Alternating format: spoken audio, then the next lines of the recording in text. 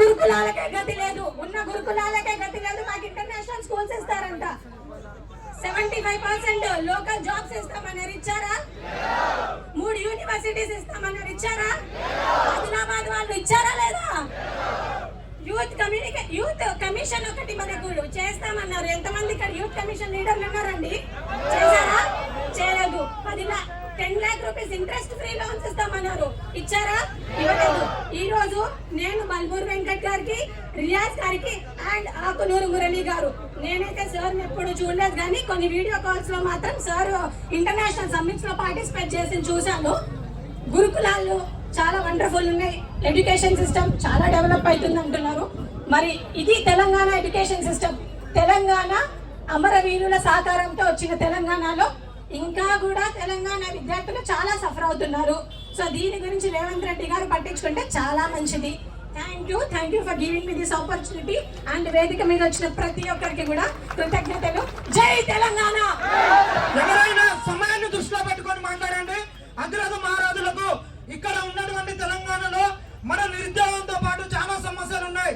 మనం పిలిచిన వెంటనే వాళ్ళు వచ్చారు.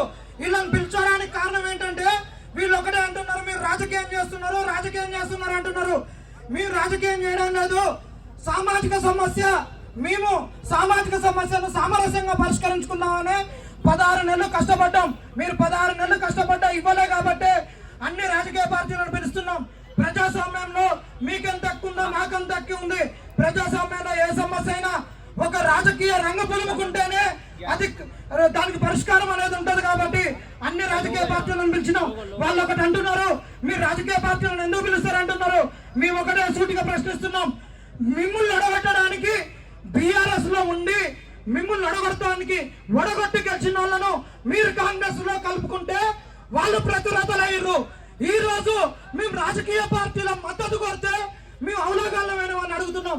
కాబట్టి మీరు రాజకీయం చేస్తున్నారు, మేము కూడా రాజకీయం చేస్తాం. ఖబర్దార్ అంతే.